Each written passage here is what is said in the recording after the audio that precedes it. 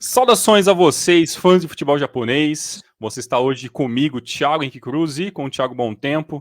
E hoje, mais um momento importantíssimo desse podcast que vos fala. Hoje teremos a oportunidade de ouro de poder conversar com mais um jogador que atua no futebol japonês e hoje dispensa comentários, né? 11 temporadas dentro da J-League, indo para sua 12ª temporada dentro do futebol japonês, um jogador importantíssimo, mais um brasileiro fazendo história no futebol japonês, e para vocês que já acompanham o Renomaru, sabe do meu histórico com o Gamba Osaka, então vocês sabem o quão importante é essa entrevista de hoje. Hoje estamos com o Patrick, atacante do Nagoya Grampus para a temporada 2024. Patrick, seja bem-vindo ao Renomaru Podcast, seja bem-vindo para falar com o público do futebol japonês aqui do Brasil. Muito boa noite para você aí direto do Japão, né? E boa tarde e bom dia para todos os nossos ouvintes. Primeiramente, é um prazer poder estar compartilhando um pouquinho da minha história aqui no Japão, né? É a 12ª temporada. Boa noite para mim aqui, para vocês aí, bom dia, boa tarde a todos os ouvintes. E eu estou muito feliz de poder participar, né? Poder contar um pouquinho, né? Dos bastidores, da história que eu tenho vivido aqui no Japão durante essas 12 temporadas, né? Que eu estou indo agora do ano de 2024. Bem, Patrick, primeiro, muito obrigado por aceitar nosso convite aqui. Para a gente é uma honra ter você aqui com a gente. E eu gostaria que você começasse falando um pouquinho sobre como que foi o início da sua carreira aqui no Brasil, dificuldades que você passou, né? Você que é nascido em Macapá, isso mesmo, né?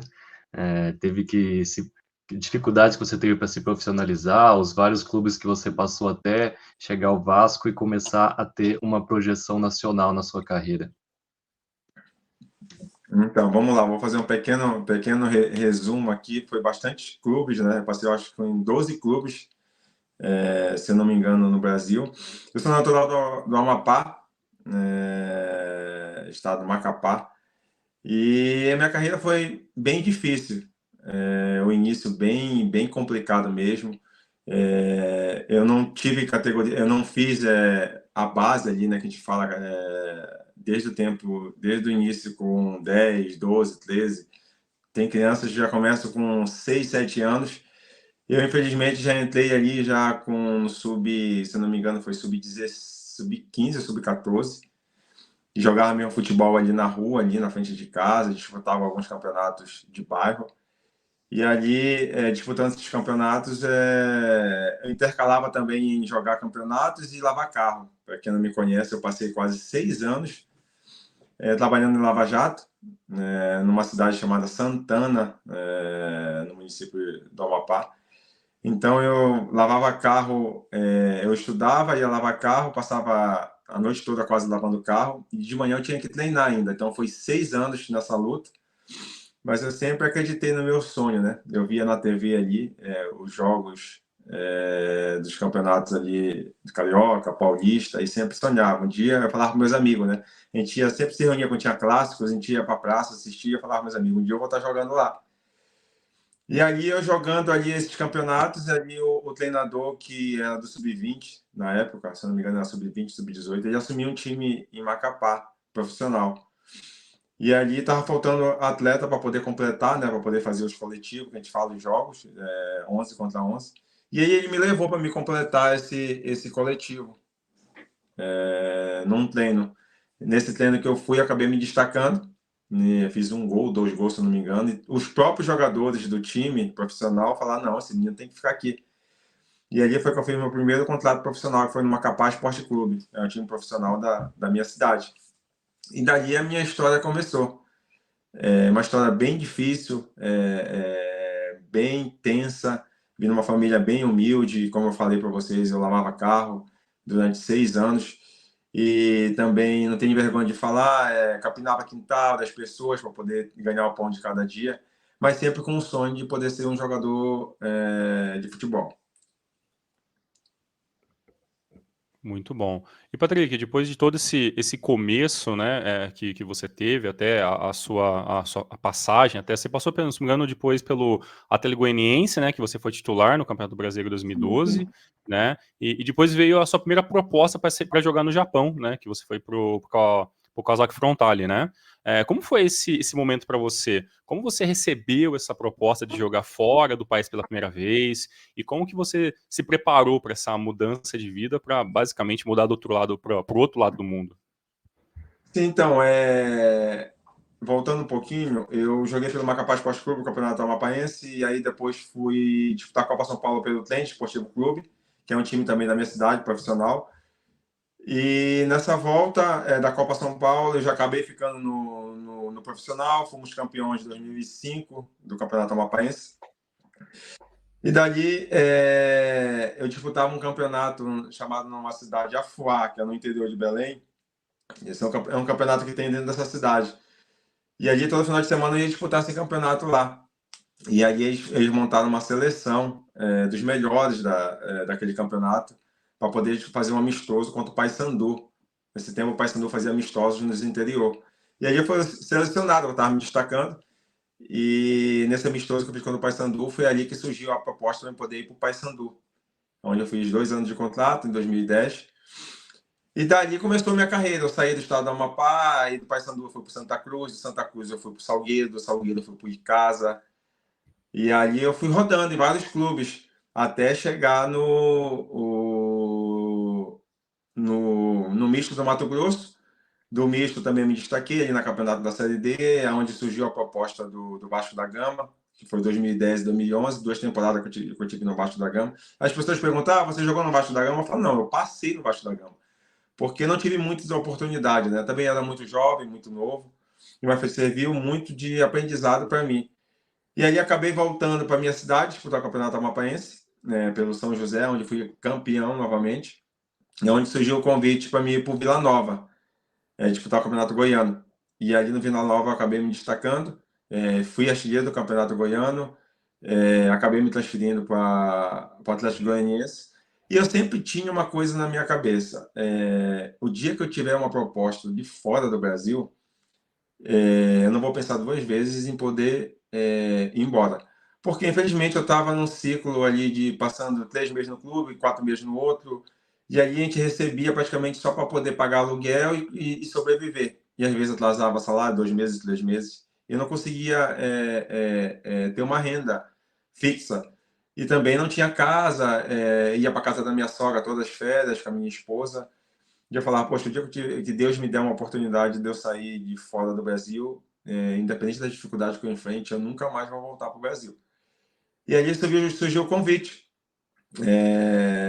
Quando eu estava no Atlético Goianiense, disputando o campeonato da Série A, se eu não me engano, o olheiro do Kawasaki estava interessado, primeiramente, em levar o Hernanes, naquele tempo era o Hernanes, brocador do Flamengo, né, que fazia muitos gols. E aí acabou não fechando contato com o Hernanes, aí tinha uma segunda opção, que era do outro jogador, que estava também se destacando. E aí eu estava com uma terceira opção para poder ir. Eles gostaram muito do meu material, e ali o empresário entrou em contato comigo e falou, a gente vai ver o teu jogo. E nisso a gente ia jogar contra o Santos, no tempo que o Neymar estava no Santos, aí no jogo foi lá em Brasília, nunca esqueço. E ali os empresários, antes do jogo, vieram conversar comigo no hotel, falaram, olha, viemos ver você.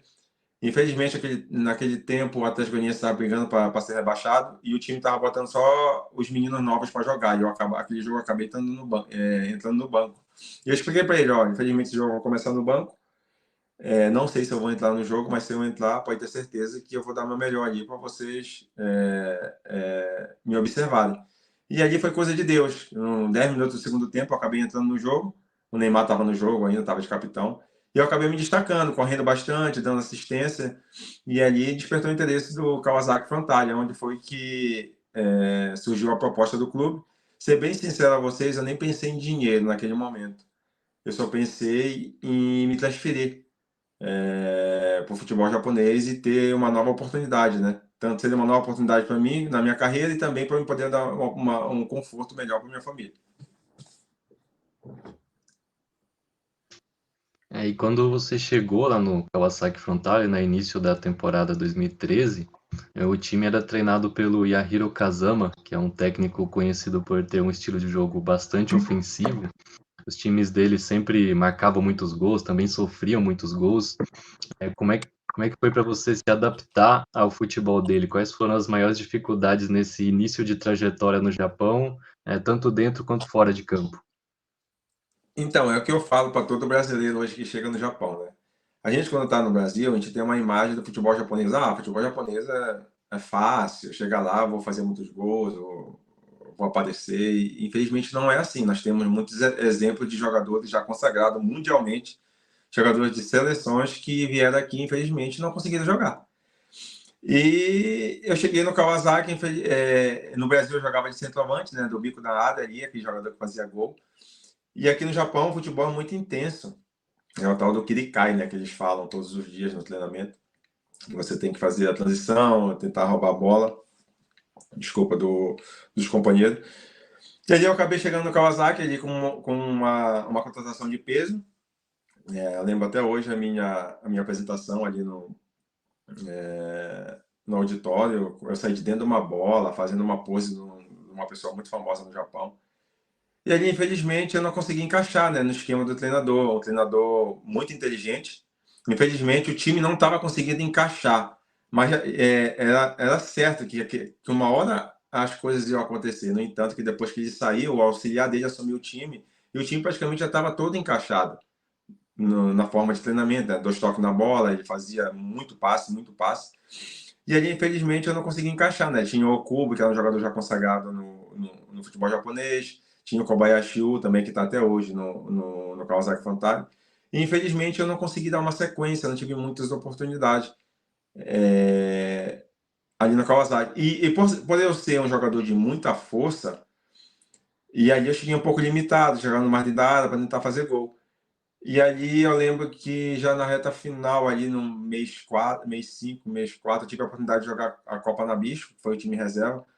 E aí eu falei, não, eu tenho muita força, então eu vou sair um pouco da área, então vou mostrar muita vontade. E aí eu me destaquei nesse jogo, fiz até um gol, fui até contra o Kofu. Por incrível que pareça, depois desse jogo o Kofu acabou ficando interessado em mim, para poder me levar para lá. E aí foi que surgiu a proposta de eu ser emprestado para o Kofu, por esse jogo que eu fiz contra o Kofu. E aí o treinador e o auxiliar dele falou, mas poxa, você é um jogador que tem muita força, a gente não sabia disso. E aí eu comecei a entender, eu falei, não, se eu quero ficar no futebol japonês, se eu ficar do jeito que está até o final do ano no Kawasaki Frontale, eu não vou conseguir renovar meu contrato e não vou ficar muito tempo aqui. E aí o auxiliar técnico falou, poxa, você tem muita força, a gente não sabia disso e tudo mais. E no treino, tipo assim, eu já voltei outro patleta nos treinamentos, já me dedicando, correndo bastante, porque eu tinha muita força, novo. E aí surgiu a proposta para mim pro Kofu. Liguei para alguns amigos, inclusive o Lucas, um jogador que estava há bastante tempo na J-League, do FC Tóquio. E ele me aconselhou, se eu quisesse jogar, eu teria que ir. E ali eu aceitei o desafio de ir para o Kofu, disputar o segundo turno da J-League, onde eu fui para o Kofu e joguei praticamente todos os jogos da segunda divisão, titular. E ali, com aquela imagem que eu tinha de centroavante paradão, eu era um jogador muito rápido, de muita força. E ali eu acabei sendo artilheiro do time no segundo turno, e ali eu pude me destacar ali naquele pequeno e curto tempo ali que eu tive, de 6 meses só, no Corfo. Naquela época, o Kofu ele era treinado pelo Hiroshi Jofuko, né? Que você depois chegou a trabalhar de novo com ele no Sunfest Hiroshima, né? Mais pra frente. E o Jofuko ele era praticamente um oposto do Kazama, né? Porque ele jogava um futebol bem mais focado na defesa, aquela formação 3-6-1 com você lá isolado na frente, mas ele conseguiu bons resultados nesse time do Kofu. Como que você avalia essa diferença nos estilos de jogo tão opostos quanto o do Kazama no Frontale e depois do Jofuko no Kofu? E qual que você acha que combinou mais com o seu estilo de jogo? Eu acho que combinou mais naquele momento foi o estilo do Joffco, porque a gente se defendia e o time me usava na frente, né? Por eu ter muita força, jogava só comigo na frente, e era o jogador que pegava a bola e arrastava o zagueiro, ia parar dentro do gol. E eu fui artilheiro do time, mas eu poderia ter feito muitos gols ali, mas só que quando eu chegava na frente do goleiro, eu estava com a perna já muito cansada, sempre eu jogava mais 90 minutos. Então o time se defendia com 3 zagueiros, e ali metia a bola para mim nas costas. Eu ia sair às vezes do meio de campo, ia parar dentro do gol, e acabava chegando na frente do goleiro, chutava a bola na canela do goleiro, em cima do goleiro, perdi muitos gols. Mas ali o time encaixou certinho. Quando eu fui pro Corfo, o Corfo estava 8 jogos sem ganhar. Não era sem empatar, não, sem vencer. E ali a gente conseguiu livrar o time do rebaixamento, faltando 4 rodadas para acabar o campeonato. E ali eu consegui me destacar. No entanto, que eu me destaquei nesse tempo no Corfo, foi daí que o Gamba me contratou, porque ficou, né, querendo ou não, essa imagem minha de um jogador de muita força. E aí eu acabei não renovando o contato com o Corfo, né? Eu fui por um empréstimo com o Kawasaki. E aí acabei voltando para o Brasil.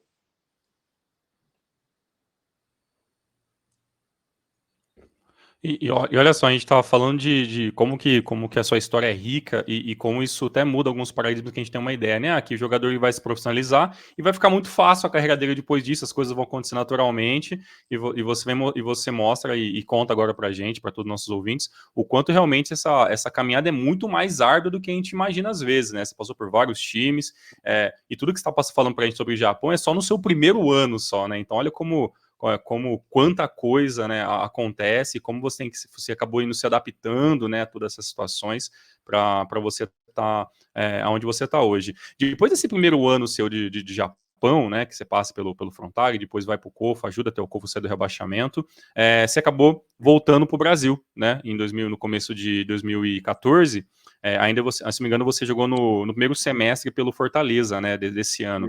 Mas estava nos seus planos, depois desse primeiro ano de Japão, voltar para o Brasil? Teve alguma proposta de algum outro clube? Como é que foi esse período antes de você ir para o Gamba Osaka? Não estava porque, como eu falei, o meu sonho era sair do Brasil e não voltar mais.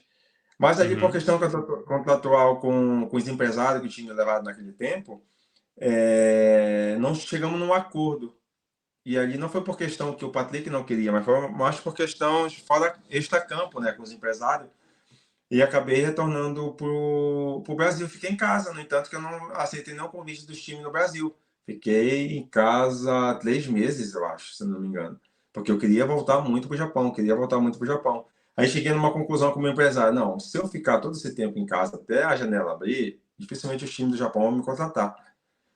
E aí eu aceitei o desafio de ir para o Fortaleza, com uma cláusula, né? Se aparecesse algum clube na metade do ano, o clube teria que me liberar por um valor muito pequeno.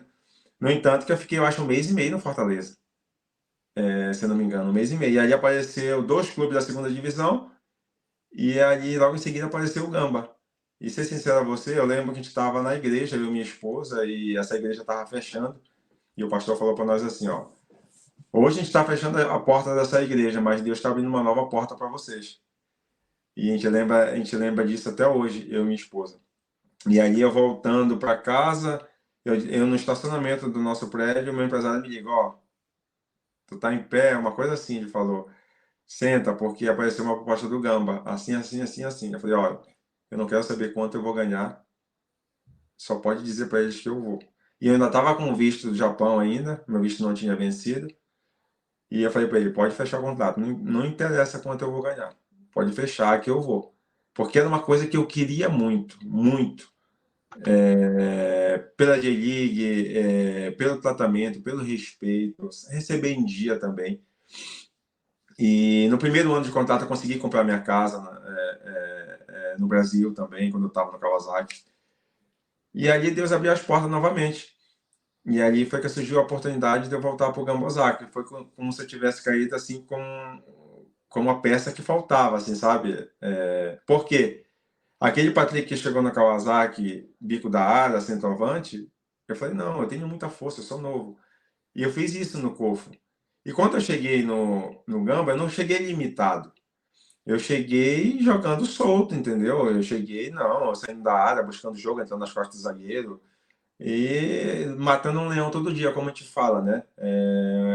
Buscando meu prato de comida todos os dias ali, porque eu sabia já da importância de eu me destacar e poder ficar por muito tempo neste país. E como você se destacou, né? Porque você chegou no Gamba em julho de 2014, meio que como uma contratação de emergência, porque o time estava num momento ruim. O Gamba tinha acabado de voltar da J2 com expectativas boas, né? Mas fez um primeiro semestre ruim, estava na zona de rebaixamento durante a pausa para a Copa do Mundo. Então, quando você chegou lá, você imaginou que ia ter toda aquela reviravolta que foi esse segundo semestre da temporada 2014? Ser bem sincero, eu cheguei, o time estava na zona do rebaixamento, mas só que tinha.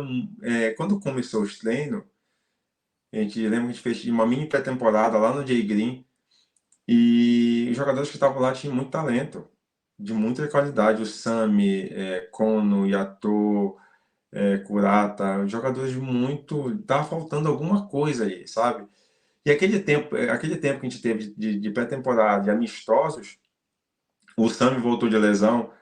Então ali eu comecei a treinar com o Sami e as coisas começaram a acontecer com os jogadores. Ligou, sabe?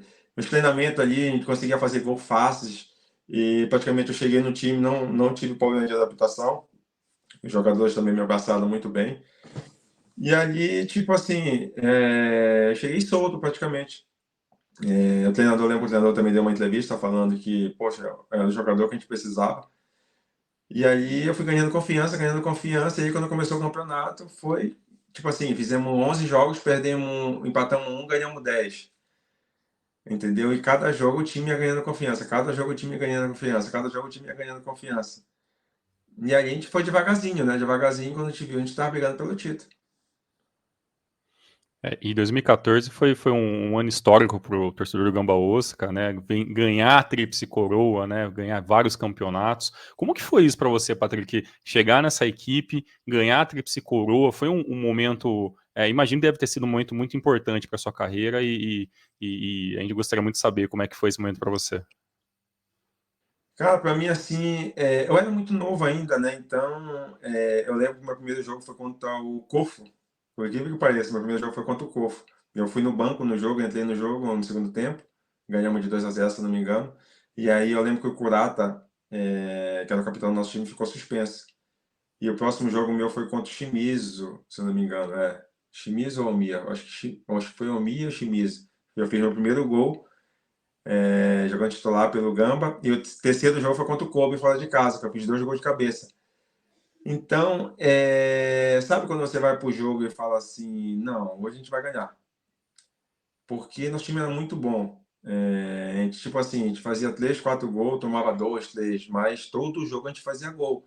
E estava muito encaixado o time, independente dos jogadores que estavam no banco, que estavam de titular, tipo, fazia essa rotatividade, os jogadores que entravam, tipo, encaixavam. Então, para mim, assim, eu só queria saber de jogar. Só de jogar, ajudar o time, de jogar, e daqui a pouco as coisas foram acontecendo, a gente estava em 16º, 14º, 13º, 8º, 7º, terceiro, daqui a pouco a gente foi jogar o último jogo contra o Urawa, o antepenúltimo jogo contra o Urawa no estádio deles, e a gente estava, acho que com 74 pontos, o Urawa 76. Se o Urawa ganha aquele jogo, eles eram campeão dentro do estádio deles. Se não me engano, tinha 55 mil pessoas, 50 mil pessoas deles, 5 mil da nossa. E a gente ganhou o Urawa de 2-0 no estádio deles. E fomos para a última rodada com o Tokushima fora, só dependendo da gente. E foi aonde a gente empatou com o Tokushima 0-0 e o Urawa perdeu novamente para o Nagoya. E ali foi para a história, né? Porque o Gamba estava praticamente 20 pontos do líder e de repente o clube é campeão da J-League. Nesse intervalo ainda teve a Copa Luvan, né? Que a gente também chegamos na final e ganhamos. Dos 11 anos, né, que você passou no Japão até agora, foram 7 no Gamba Osaka. Então acredito que você entrou na história do clube. Muitos torcedores vão lembrar de você quando falar dos grandes jogadores que já passaram pelo clube. Queria que você falasse um pouquinho também quais foram as melhores memórias que você tem desse tempo no Gamba Osaka, né? Além, claro, da Tríplice Coroa. São muitas memórias assim que eu vivi ali. A primeira assim, a memória que eu tive mesmo foi o meu primeiro gol, lógico, pelo Gamba, né? Que eu fiz de cabeça no meu segundo jogo. E ali nosso primeiro título, né? Que foi. Eu lembro que a gente iniciou com 10 minutos de jogo, a gente estava perdendo 2-0 para o Hiroshima, na Copa Luvaí. E aí parece que deu um pânico no nosso time, assim, com 10 minutos de jogo, 2-0 para eles. E aí a gente juntou e falou, não, vamos que dar o estádio lotado, nossa torcida ali, em peso. E ali eu lembro que o Yator, né, correndo com 35 minutos do primeiro tempo, ele cruzou uma bola para mim, eu fiz o gol e ele ficou 2-1. E voltamos, fomos para o intervalo com 2-1. E ali no segundo tempo, o Sami também pegou e cruzou para mim, eu fiz o segundo gol, empatamos 2-2, e ali a gente viu que o time dele já tinha recuado, praticamente estava entregue, e ele não passava no meio de campo, praticamente ataque contra defesa, e fizemos o terceiro gol. Então esse jogo para mim ficou muito marcante, porque foi o meu primeiro título pelo Gamba, e assim, num jogo que a gente iniciou meio assim em choque, né, perdendo de 2-0 com 10 minutos do primeiro tempo, e ali a gente acabou virando o jogo. E logo em sequência foi a final também contra Yamaga, se eu não me engano, da Tenohai, onde eu fiz um gol de fora da área também, chapei a bola assim no ângulo, e ali que consagrou também a Tríplice Coroa, que a gente acabou ganhando 3 títulos no ano, né? E um outro momento marcante também para mim foi a final da Copa Tenohai, se eu não me engano foi 2015 ou 2016 contra o Urawa, onde ganhamos de 2-0 e eu fiz os 2 gols da vitória. E ali também ficou bem marcante para mim também esse título. E às vezes que eu pude ajudar o Gamba, né, que estava passando por um momento difícil, na reta final eu pude ajudar o time a não ser rebaixado, né, com alguns gols importantes. Inclusive a torcida sempre lembra disso, né, que muitos jogadores fizeram muitos gols no Gamba, ganharam títulos, mas no momento difícil, o jogador que estava ali sempre ajudando a equipe era eu, né. Nessa minha última passagem também não foi diferente.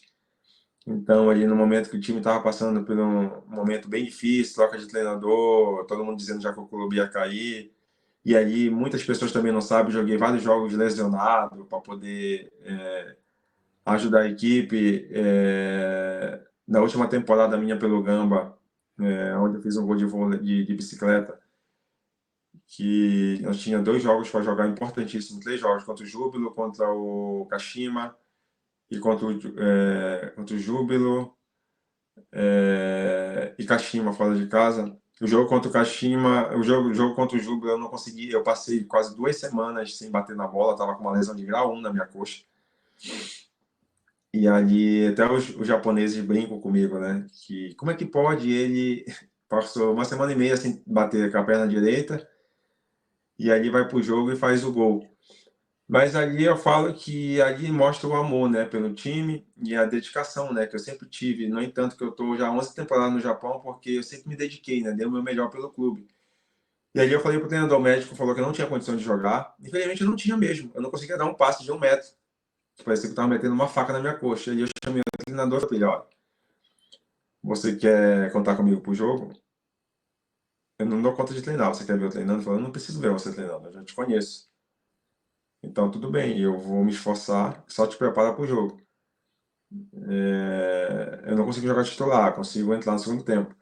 E aí eu fiquei sem treinar praticamente, sem bater na bola uma semana e meia. E aí eu fui treinar na quinta-feira, um pouquinho com o time, bati na bola bem devagarzinho. Aí treinei na sexta, eu pronto, e eu lembro que eu fui até bater pênalti. Até o Sami me zoou. Mas vai bater pênalti de esquerda? Eu falei, vou treinar pênalti de esquerda, se tiver pênalti eu vou bater. E aí ele me levou pro jogo. As pessoas, mas levou ele pro jogo, tipo assim, os japoneses. E aí foi pro jogo do Júbilo, a gente precisava ganhar o jogo para poder ir para a última rodada com o Kashima ali, também ter que fazer um resultado. E ali eu fui pro jogo e eu lembro que eu tava programado ele me colocar faltando uns 20, 15 minutos de jogo, quando faltava 30 minutos ele mandou me perguntar, dá para ir? Eu falei, olha, eu vou, sacrifício, independente se rasgar a minha coxa, eu vou de férias pro Brasil mesmo, e ali eu faço tratamento. Eu vou porque o clube precisa. E ali eu fui pro jogo, no primeiro toque de bola, faço um gol de bicicleta com a perna direita. E aí ficou pra história também esse gol, né? Por toda a circunstância que eu estava vivendo, de lesão, grau 1 na coxa, com 30 dias para poder voltar. E aí, pro último jogo, ele falou, agora eu preciso de você 90 minutos, contra o Kashima. Nós vamos jogar em função de você, bola longa. Chamou o time todo na preleção, falou, olha, nós vamos jogar por uma bola, vamos defender e meter a bola no Patrick. E ali eu joguei joguei 90 minutos com a perna praticamente rasgada. E ali lutamos, empatamos o jogo contra o Kashima fora e acabamos livrando o time do rebaixamento. Então, assim, muito torcedor às vezes não sabe, né, desse sacrifício nosso dentro de campo, mas quem vive o dia a dia, né, sabe, né, o quanto a gente se esforçou, o quanto a gente se esforça para poder estar aí, para poder ajudar a equipe. Então, muitos torcedores falam, não, o Patrick, além de ganhar título, no momento mais difícil que o clube precisou, ele sempre esteve ali fazendo os golzinhos dele, é muito importante. Então, a minha passagem pelo Gamba não é só títulos, mas também, no momento de dificuldade, eu pude ajudar o time de alguma forma. Interessantíssimo, muita história. O Patrick realmente tem muita história para contar. Só para a gente seguir essa linha do tempo, né? Como você falou, 2014, 2015 ainda vice da J-League, campeão, né? Da Tenohai. E a gente lembra ainda que em outubro, né, de 2016, em uma temporada que as coisas já não estavam tão bem como as anteriores, você sofreu uma lesão, né? Que foi uma lesão do ligamento do joelho, né? Que na previsão, acho que lembro que na época a previsão era de recuperação de 8 meses, né? E era justo mais ou menos naquele período já que seu contrato já estava meio que finalizando pelo Gamba, né? E aí em janeiro de 2017 o Gamba estende, né, o seu contrato até junho de 2017. Ao fim do contrato, você se transferiu para o Sanfrecce Hiroshima, né? Mas assim, essa parte do Gamba ainda, né? A postura do time foi de te apoiar mesmo até o final do contrato, apesar da sua lesão. Como é que foi essa maneira que o Gamba lidou com a sua história, mas também com a sua lesão e assim te apoiando fora de campo para você se manter lá no time enquanto era possível naquele momento? Como eu falo, né? Apesar dos títulos, de muitos gols pelo Gamba, eu passei muito momento difícil também, né? No dia a dia, às vezes treinamento, ficar de fora de jogo. E ali eu lembro que no treinamento eu acabei me lesionando. A gente ia jogar uma final contra o Ural da Copa Luvan. A gente ia viajar depois do treino, isso numa quinta-feira. Desculpa, eu acabei machucando no treino, ligamento cruzado. E aí eu acabei não viajando, né? Para poder jogar essa final. E aí foram viajar, jogaram na sexta, treinaram na sexta. E no sábado, jogar na final, a gente acabou perdendo em pênalti. Por aula, né? Eu lembro que até os próprios jogadores falaram, se eu tivesse ido, talvez o time tinha sido campeão, né? Porque só estava praticamente o Ademilson ali de centroavante. E em relação ao tratamento do clube, o clube comigo, junto com o meu agente japonês, que é o Nishimata, deram todo o suporte, todo o apoio. O meu contrato está me encerrando já praticamente, e o clube ali falou, arcou com todas as despesas, estendeu o meu contrato, não tinha obrigação de estender meu contrato, o clube estendeu meu contrato, voltei para o Brasil, fiz a operação no Brasil, o clube pagou todas as despesas que eu tive no Brasil, e ali a previsão de volta era 8 meses praticamente. Mas com toda a minha dedicação que eu tive no Brasil e acabei retornando, o time pediu para me voltar antes, né? E aí eu acabei voltando, se não me engano, no mês 3 para o Gamba Osaka, onde eu terminei o resto da minha recuperação. E, infelizmente, né, o clube chegou à conclusão que iria encerrar o ciclo comigo, né, o vínculo, e eles estariam contratando um outro atacante da Coreia, se não me engano. Eu fiquei um pouco triste, né, que eu poderia ter estendido meu contrato até mês 12, né, até dezembro, mas ali, infelizmente, o clube optou por encerrar ali aquele contrato. Mas para mim, eu não fiquei triste com o clube, porque só do clube pedir para mim voltar mês 3, para mim já foi uma grande vitória. Eu não tinha obrigação de pedir para mim voltar. E ali eu voltei me inscrevendo na J-League, eu acabei jogando um jogo contra o Kobe.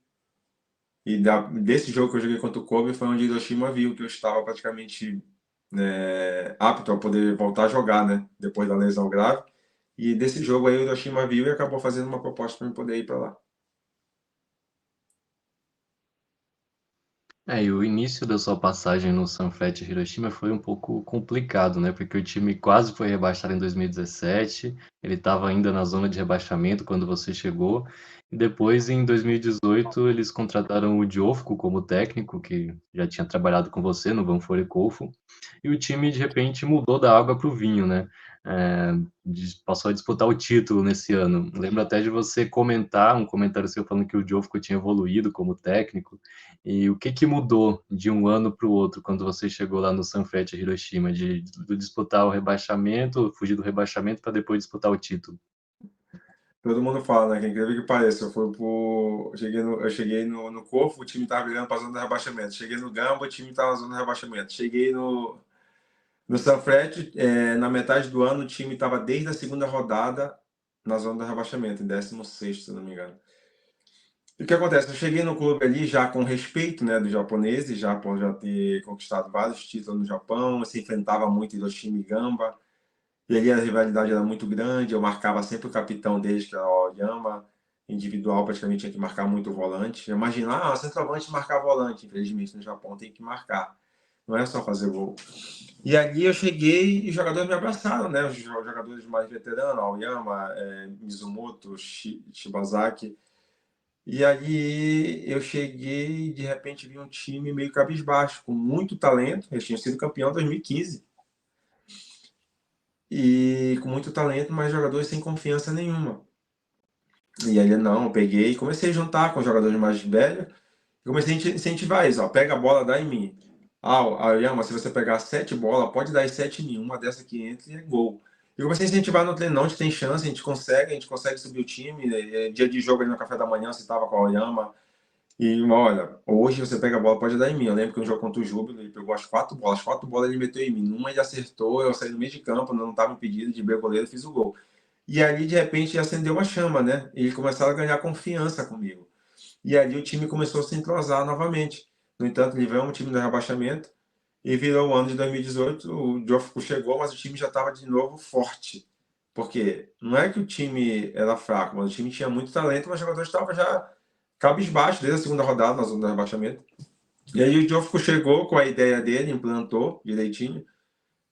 Um 4-4-2 muito simples, que o Sasaki Show, que era zagueiro, jogava de lateral, mas ninguém sabia que para defender ele virava um terceiro zagueiro.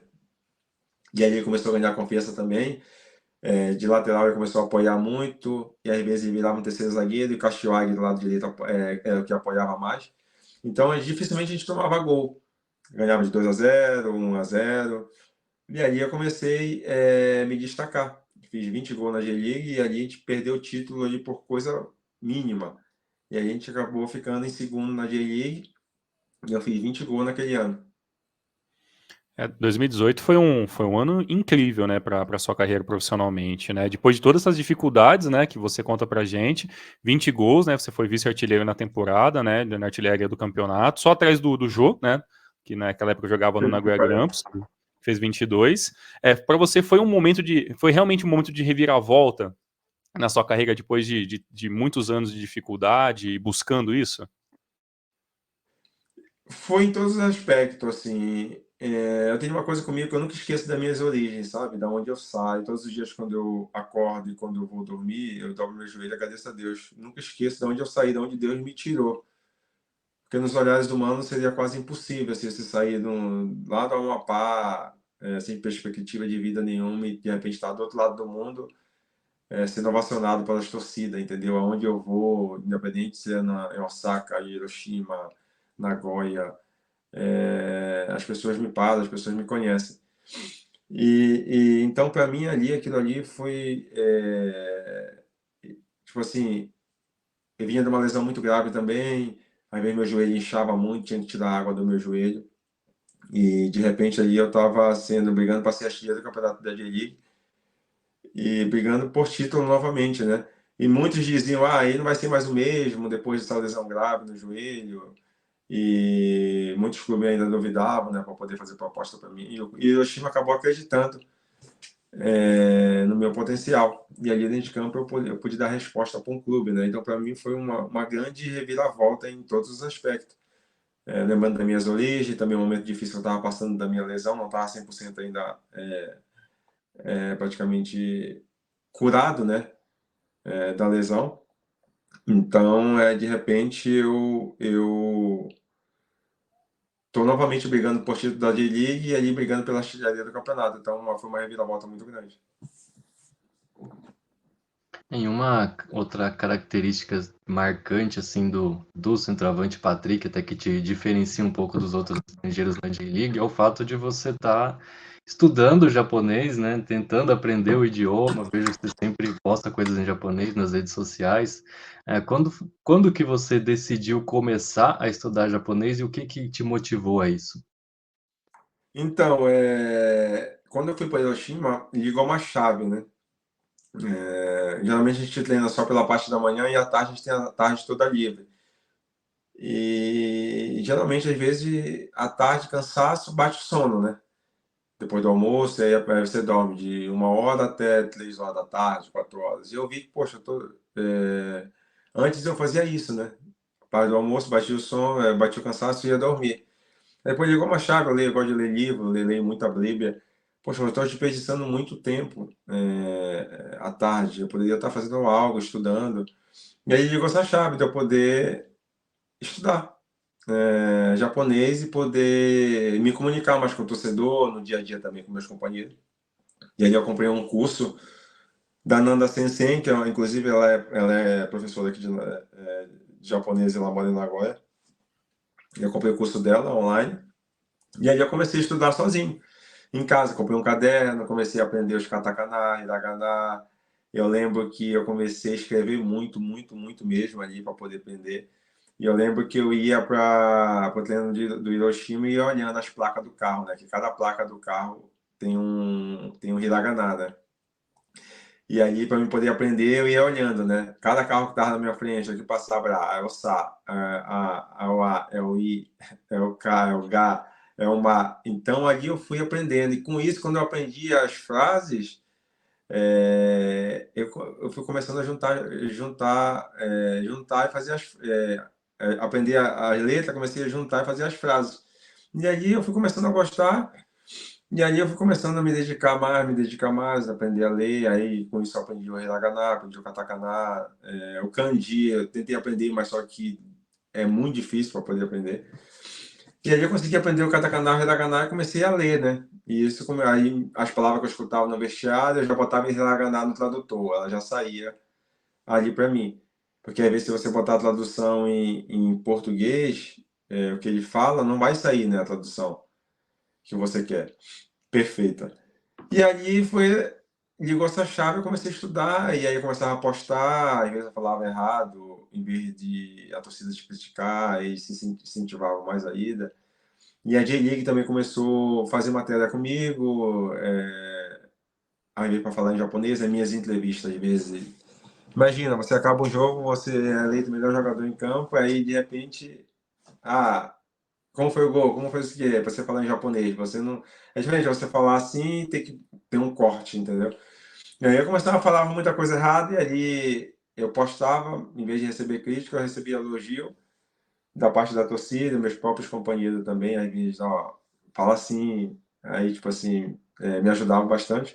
E aí eu fui pegando gosto de estudar bastante e hoje me ajuda bastante no meu dia a dia também.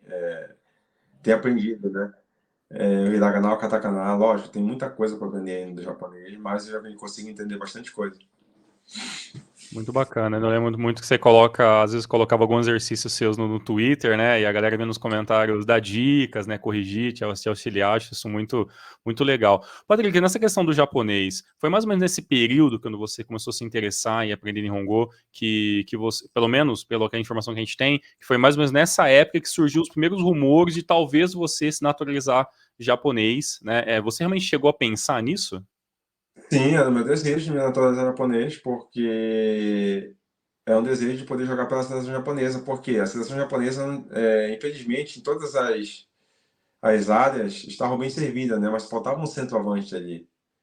No entanto, que você vê hoje o Japão ainda tem essa carência, né? No último jogo a gente viu agora na Copa da Ásia, infelizmente não, eles têm um camisa 9 muito bom finalizador, mas infelizmente não tem tanta força, né? Quando vocês pegam um zagueiro mais forte, infelizmente eles acabam se sobressaindo, né? Os jogadores japoneses são jogadores muito técnicos, rápidos, muito inteligentes também, de muita intensidade. Mas eu falo que quem fazia muito essa função na seleção era o Osako, né? O atacante do Kobe. E o Okazaki também fazia muito bem isso. Então o Okazaki se aposentou da seleção, o Osako acabou não acabou mais indo para a seleção. Então o Japão ainda tem um pouco essa carência de um jogador firme, um jogador ali forte, porque os jogadores pelas pontas, os volantes, os meias são muito jogadores rápidos, né? E ali eu estava vivendo uma fase muito boa, no Hiroshima também, e surgiu esse desejo, né, de eu me naturalizar. E aí falei em algumas entrevistas minhas, mas eu acabei perdendo o visto, né? Eu voltei para o Brasil, eu ia completar 5 anos no Japão e acabou meu visto vencendo, eu estando no Brasil, na época que eu me machuquei. E aí eu não consegui ficar os 5 anos seguidos no Japão. E até falando um pouco da seleção japonesa, né? Queria que você desse a sua opinião sobre essa campanha do Japão na Copa da Ásia. Também falar um pouco sobre essa situação do centroavante no Japão, né? Acho que até por ser a sua função de ofício, acho que já deve ter ouvido falar muito sobre isso, né? Como é que está essa situação de desenvolvimento dos centroavantes no Japão e se você tem algum jogador que você considera ideal para essa função na seleção japonesa, tem algum nome que você aposta para o futuro? E, aliás, eu até acho que se você tivesse conseguido a nacionalidade japonesa lá para 2018, eu acredito que você seria sim convocado, porque naquela época, pelo nível que você estava jogando e pela a carência que o Japão tinha nessa posição, acredito sim que seriam grandes chances de ser convocado. Eu creio que poderia ter grandes chances, sim. No entanto, que as últimas participações da seleção na Copa, o Japão se comportou muito bem. É como eu falo, né? Chegou na parte ali intensa, ele pegou um time mais forte. Infelizmente, o Japão não tem esse centroavante que eu falo forte, né? Não que não seja um centroavante de qualidade, tem muitos no futebol japonês. E a minha visão que eu tenho do Japão, né, nessa participação da Copa da Ásia, o Japão poderia ter chegado na final. No entanto, que o Japão, eu acho que no ano perdeu, se eu não me engano, foi o segundo jogo no ano, né, que o Japão perdeu. E você vê que todo jogo, praticamente, o Moriyasu estava sempre rodando time, sempre rodando time. Não repetia time. É difícil você fazer isso, né? Rotatividade no time. As outras seleções não, brasileira, Alemanha, sempre com os jogadores já praticamente ali titulares, né? Mudava uma ou duas peças. Ele não, sempre trocava. Os volantes, às vezes o ataque, os pontas. Então é difícil você criar um time assim. No entanto, que o futebol japonês cada ano está evoluindo muito. Muitos jogadores japoneses estão indo para a Europa. Recentemente, agora o Endo foi para o Liverpool, entendeu? Que é um grande jogador, eu admiro muito ele. E em relação à pergunta que você me fez em relação aos centroavantes japoneses, eu falo que cada ano está surgindo muitos atacantes, né, bons. No ano passado eu vi praticamente o Hosoya, né, que é o atacante que estava na categoria de base, né, disputando agora a Olimpíada e acabou subindo para o time principal, né. E ali pegou uma oportunidade, eu acho que alguém machucou e acabou pegando a oportunidade, foi e fez alguns gols. E ele se destacou ano passado pelo Rei Sol. E o outro também foi o atacante do Shonan, que eu não me lembro o nome dele também, um atacante que fez muito gol no Shonan e acabou se transferindo para o Hiroshima. Acabou se transferindo para o Hiroshima esse ano. Então, cada ano está surgindo novas promessas no futebol japonês, né, de atacantes. Em relação ao que eu vejo hoje, o atacante ideal para a seleção japonesa, não que o Ueda não seja esse atacante ideal, eu creio que ele poderia ser um jogador muito novo, ele vai evoluir muito ainda, muito ainda. Joguei várias vezes com o Ueda aqui no Japão, jogador que fez muitos gols, golaços aqui quando estava no Kashima. No entanto, que na seleção agora você vê que já é um jogador praticamente experiente, né? Quando a bola chega no pé dele ali, já sabe o que faz, sabe entrar nos espaços. Mas, infelizmente, ele ainda não é um jogador com um porte físico grande, né? Na parte, por exemplo, quando o Japão está sofrendo, ali foi o último jogo, que no último jogo o Japão sofreu um pouco, né, na parte física, quando estava ali no sufoco e precisava de alguém forte na frente para poder quebrar essa bola e segurar a bola na frente. E não tinha esse jogador. E aí o outro time parecia que estava mais intenso que o Japão, na parte de intensidade. Aí quando virou o segundo tempo, você via que os jogadores ali, o capitão da outra equipe, se olhar para ele, parecia que não estava cansado. E os jogadores ali incentivando e gritando. Eu acho que eles ali entenderam, não, se a gente não correr mais que o Japão, não adianta, não vamos conseguir ganhar. Na qualidade a gente não vai ganhar, mas na intensidade a gente pode ganhar o Japão, a gente pode surpreender o Japão. No entanto, que o Japão sentiu na parte de intensidade. Na parte de qualidade, o Japão foi muito melhor. Mas só que quando virou o segundo tempo, o Japão sentiu. É aí que eu falo que faltava esse cara mais forte, que era o Osako, que fazia essa função na seleção japonesa, quando apertava ali, pegava um time, uma seleção mais agressiva, intensa, que o Japão não conseguia fazer a saída de bola, metia a bola no Osako, ele segurava a bola, cavava uma falta, o time saía, então dava aquele desafogo. No entanto, que ele estava muito bem, né, fazendo muitos gols na seleção japonesa. Mas eu creio que o Moriyasu deve estar vendo muitos jogadores, né, de nível alto para poder estar ali suprindo aquela posição. Tem muitos jogadores ali, tem o Eda, tem o jogador que é do Hiroshima também, tem o Hosoya também, que está surgindo agora, está crescendo muito. Tem o jogador do Hiroshima, que não me lembro o nome dele agora também, que fez o gol também na Copa passada. E tem outros jogadores novos que estão surgindo, né? Para poder ajudar a seleção japonesa a poder subir o seu nível mais ainda. Isso aí, a gente concorda bastante com a sua opinião em questão dos atacantes e tal. Realmente é muito legal poder passar aí para o público brasileiro a opinião de quem joga, né, sobre os jogadores da atual seleção. Isso eu acho muito, muito interessante. Patrick, depois de anos de Gamba, San Francisco Hiroshima, né, possibilidade de seleção e tudo aquilo que passou, em 2023 você chegou em um clube que é muito querido até pelos brasileiros, a galera gosta muito aqui, né, que é o Kyoto Sanga, né, que acredito que você teve uma participação, uma temporada muito boa pela equipe, né? Você marcou 10 gols, foi artilheiro do time, mesmo atuando muitas vezes como, né, um jogador que entrava no decorrer da partida, né? O Kyoto, até muito por causa dos seus gols e sua ajuda, conseguiu a permanência, né, na J1. Conta pra gente como foi essa temporada para você e o seu papel, né, que você teve como esse 12º jogador, vamos poder dizer assim, né, da equipe, né, e eu até gostaria de saber o seguinte, né, sobre essa temporada, o fato de você entrar mais no segundo tempo, foi mais uma questão tática do treinador, ou realmente era uma condição mais física, até que você optava mais por ser esse 12º jogador? Boa pergunta, também queria saber. Até hoje fica essa pergunta, né? Se eu era 12º jogador. Então, a minha passagem pelo Kyoto ali foi. Eu até brinquei, né? O pessoal da imprensa falando para mim no final que eu fui muito importante no clube. E eu falo, não, eu não ganhei título nenhum. Eu apenas ajudei o time a ficar na primeira divisão. Eu iniciei, né, o campeonato de 2023 como titular, né? E eu lembro ali na 12ª rodada, o treinador acabou optando por outro jogador. E daí em diante eu não consegui mais jogar. E aí ele acabou me colocando alguns jogos faltando 10 minutos, 15 minutos. E aí eu acabei fazendo gol, né? Entrando no segundo tempo. Não sei se era a estratégia, eu creio que sim, que era a estratégia dele.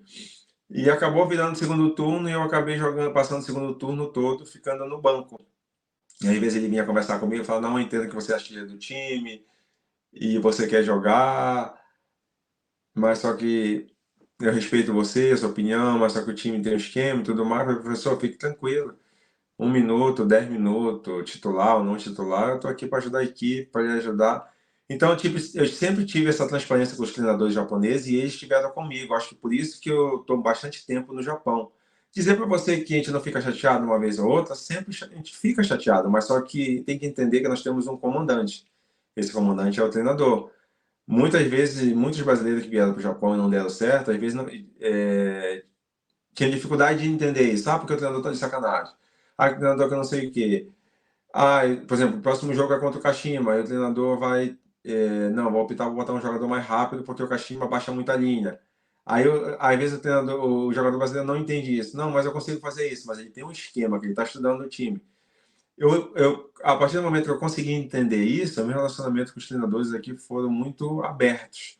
E o treinador do Kyoto Sanga sempre conversando comigo ali, sempre transparente. Não, professor, fique tranquilo. Dizer para você que eu não ficava triste de entrar faltando 10 minutos, 15 minutos.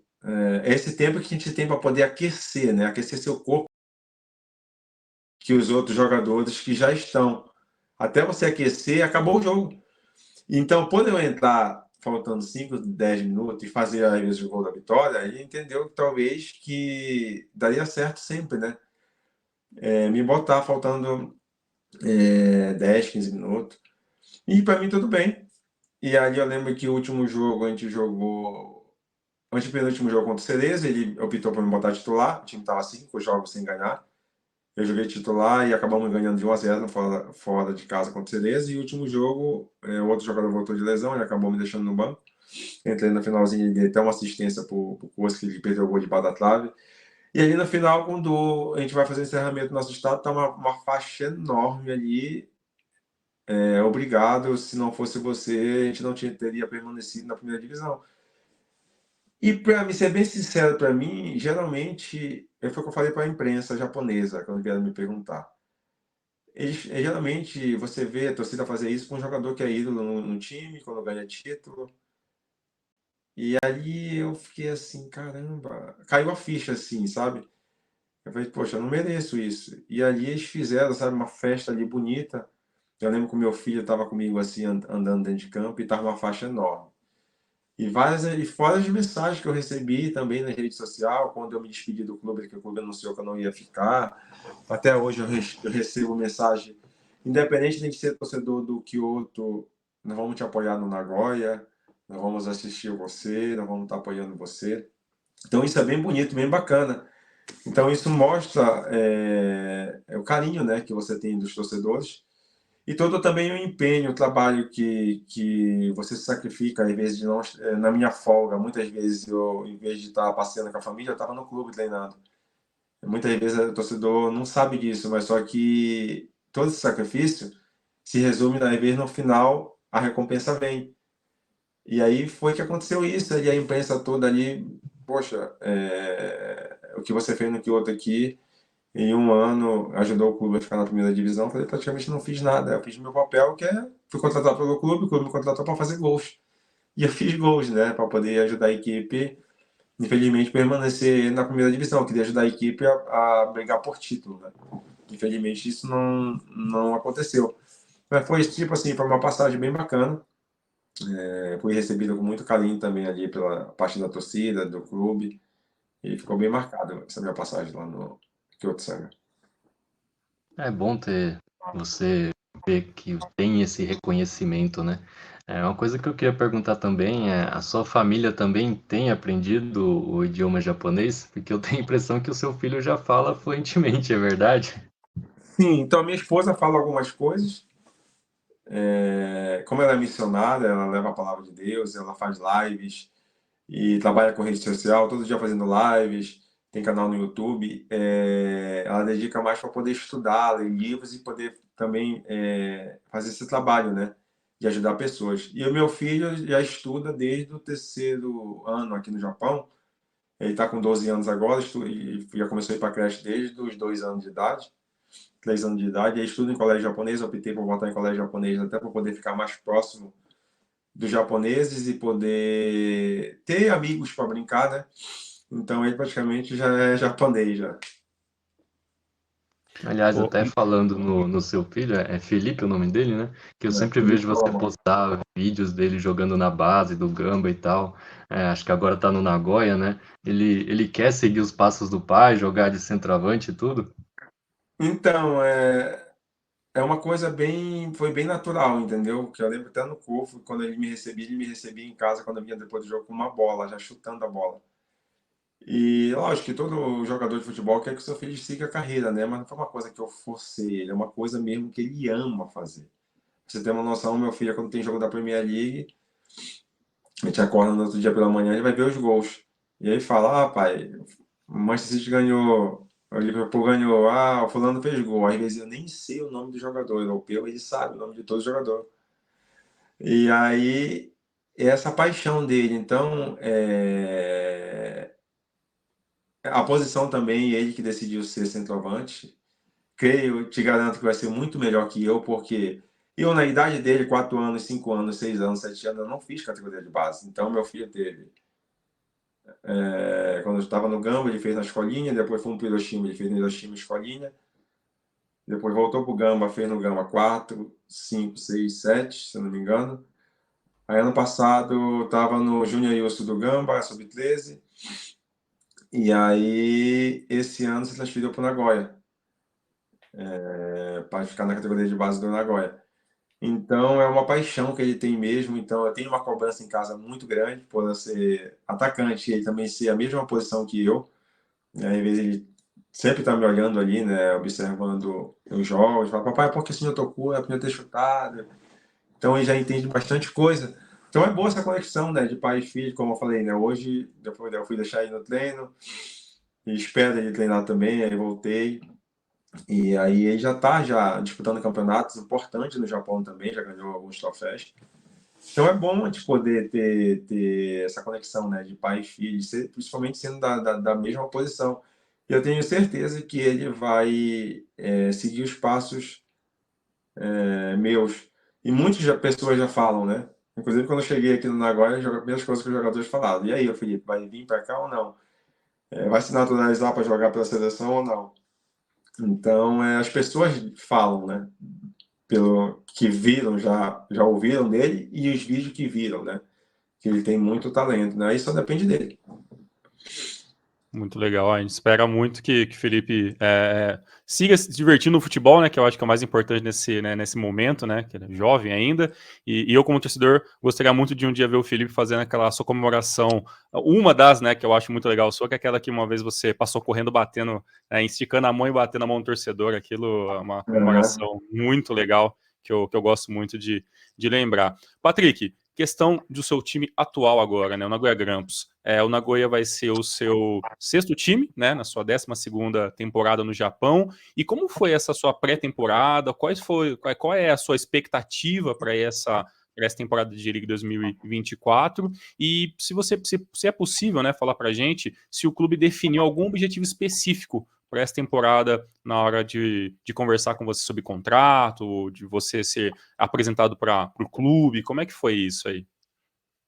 Não, quando surgiu, eu tive outras propostas de clubes também japoneses, mas, ser bem sincero, quando surgiu a proposta do Nagoya, eu não pensei 2 vezes, né? Por já ter enfrentado Nagoya várias vezes, já ter visto falar do time, né? Um time grande. E realmente é um time muito grande mesmo. Quando eu cheguei aqui, eu pude comprovar isso, em termos de estrutura, em termos de condições de trabalho. E a expectativa, né? Não foge dos outros clubes, né? De eu ser um jogador que vem com uma expectativa muito grande, um jogador que a torcida espera muito, né? Jogador que entra, que faça gol, que se dedique bastante. E a nossa pré-temporada foi uma pré-temporada muito boa, fizemos em 2 partes lá em Okinawa, praticamente 20 dias de pré-temporada lá, no lugar mais quente do Japão, onde eu pude me adaptar também. Por já conhecer o treinador, né, que eu trabalhei com ele já há quase 4 anos no Gamba Osaka, já sei mais ou menos o estilo que ele gosta. Lógico, daquela época para cá ele mudou bastante coisa, evoluiu muita coisa também, estudou bastante, foi na Europa, né, aprendeu muita coisa nova. E eu creio que esse ano vai ser um grande ano para o Nagoya. Também mudou o emblema, o escudo do time, né? Se você for ver de perto, o emblema do time é um emblema que assusta, assim, tem um impacto muito grande, sabe? Uma coisa bem positiva mesmo. E o objetivo do clube esse ano é brigar pelo título. Brigar pelo título da J-League. No entanto, que fez algumas contratações, né?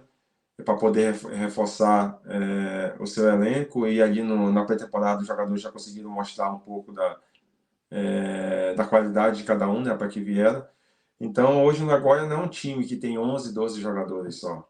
Titular e acabou, ao invés de precisa botar 3 ou 4 peças, não tem essas peças de reposição. Hoje o Nagoya tem aí praticamente 2 times ali fortes, entendeu? Se sair um, entra outro, os jogadores a briga está bem boa ali pelas posições, e é isso que se torna um time forte, né? Um time campeão. Então o Nagoya soube escolher cada jogador para contratar, cada posição, e pode ter certeza que esse ano vai ser um ano muito positivo para o Nagoya Grampus. E até falando um pouco sobre esse elenco, né, do Nagoya Grampus, pelo que você viu até agora da pré-temporada, nos treinos, quais assim foram os jogadores assim que mais te impressionou, que você, esse cara vai fazer diferença no time, vai ajudar a gente a ganhar os jogos, até para o pessoal que vai acompanhar, né, agora que a J-League está tendo transmissão para o Brasil através do canal no YouTube do J-League International, o canal oficial, para aqueles jogadores assim, para o pessoal que vai acompanhar ficar mais de olho. Os jogadores assim que não é novidade, né? Que foi o Yuya, que veio do Fukuoka, né? O atacante, que ano passado fez 10 gols também pelo Fukuoka, é um jogador que sempre se destacava lá. E você vendo também, treinando junto com ele, vê que é um jogador que tem muito potencial, um jogador que tem muita qualidade, um jogador que sabe fazer gol, não é um jogador que sabe jogar, é um jogador também que sabe jogar em várias posições, não só de atacante, de centroavante, ou de ponta, ele também sabe fazer essas funções. E um outro jogador também que me chamou muita atenção foi o Katsu, jogador que veio do Shimizu, muito rápido, incrível que pareça, um jogador muito rápido, jogador que joga ali pela beirada. Eu estava até brincando com ele que, em alguns amistosos, a bola estava chegando nele, quando eu vi ele estava muito na frente, já cruzava, sempre a bola estava passando na frente da área. Eu falei para ele, não, quando a bola entrar em você, eu já tenho que estar muito na frente, porque você é tão rápido que é difícil eu te acompanhar. Por exemplo, você já está aqui na frente e o centroavante tem que estar indo para dentro da área, então eu tenho que ver o tempo certo que a bola entra em você. Então, você já consegue notar os jogadores que são diferentes, entendeu? Meu jogador também, o volante do Rei Sol também, que é muito bom. Temos o nosso volante ali, né? O que veio o Morishima, que veio do Hiroshima. Temos o Sho, que é o capitão do time. E tem o Ione também, que é um jogador que está há bastante tempo no Nagoya, jogadores já conhecem o clube. E esses jogadores que estão chegando comigo são jogadores para poder agregar e juntar com esses jogadores para a gente poder formar uma equipe vencedora, uma equipe forte, né? Muito bom. E aí, agora chegando na parte final da nossa entrevista, né, eu gostaria de fazer minha última pergunta e depois deixo para o Thiago Bom Tempo finalizar fazendo a última pergunta para você, Patrick. É claro, assim, aqui os ouvintes do Hiromaru, a gente sempre brinca bastante com a minha parte clubista e você jogou com muitos jogadores que eu gosto muito, né? A gente gostaria de saber qual que foi o melhor parceiro seu de ataque, aquele jogador que você sabia que a bola ia chegar redondinha para você. Eu até, normalmente, brinco aqui com os ouvintes, né, que você jogou com Jungo Fujimoto, né, Kobayashi Yu, né, Shokurata, todos esses jogadores que alguns gostam, outros nem, mas eu gosto de todos eles e a gente sempre brinca que esses são jogadores importantíssimos que ajudaram em algum momento o Patrick a fazer algum gol. Mas falando sério, qual que é o melhor parceiro de ataque que você teve nos times da J-League?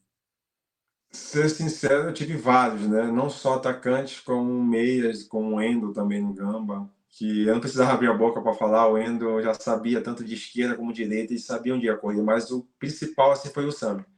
Uhum. O Sami assim foi disparado porque a nossa conexão era muito boa, sabe? Não precisava falar. Eu lembro que um jogo pela CL contra o John Buco, semifinal, foi quarta de finais.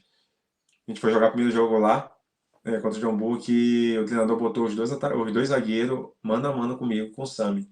Eu lembro que o capitão dele no minuto 3, com 4 minutos de jogo, eu tomei cartão amarelo, de tão o cara estava em cima de mim. E eu atravessava o campo, o cara ia grudando no meu pescoço. E tirava a bola e gritava muito alto, assim, até o juiz, tipo assim, ria, né? E o Sami, mesma coisa, marcação individual em nós dois. Porque no Japão, os zagueiros não conseguia. Quando um tentava me marcar forte, sobrava o Sami. Quando tentava pegar o Sami, sobrava eu, com a minha força que eu tinha, né? De chegar no fundo e cruzar para trás. Eu lembro que esse jogo a gente empatou, perdeu pro John Bull, se não me engano, a gente empatou. E eu só falei para ele assim, ó, vai ter o jogo de volta em casa. Lá a gente vai conversar. E não deu outro. Em casa a gente passou por cima do John Buco. Eu me destaquei nesse jogo, até esse jogo depois a imprensa falou que eu tinha potencial para poder jogar na Europa. E o Sami também se destacou. Então o Sami, a conexão com ele dentro de campo, assim, ele recebia a bola, porque ele descia muito para poder receber o jogo no meio dos volantes. E nisso eu já entrava dando facão, e ele já sabia o tempo certo já de poder enfiar a bola. Então, para mim, ele disparado foi um dos melhores parceiros que eu tive assim na J-League. Muito legal. Foi marcante nessa dupla Patrick e o Sami, ficou na história do Gamba Osaka.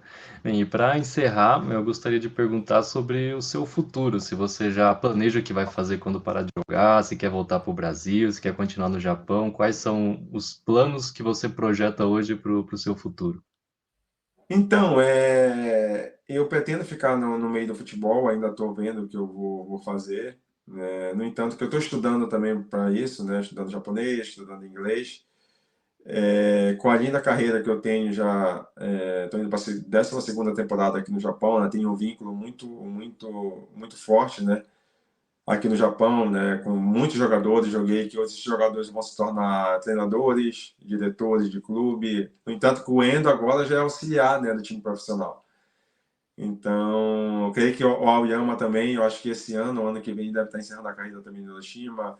O Nakamura Kengo também encerrou a carreira, já está trabalhando na TV, na seleção japonesa. Então, tem muitos jogadores que estão migrando, né, para como treinador, outros na TV. Então, eu tenho um vínculo muito bonito assim na J-League. Então, eu pretendo trabalhar aqui no Japão nessa área do futebol. Então, eu tenho esse desejo e também para poder acompanhar a carreira do meu filho de perto, né?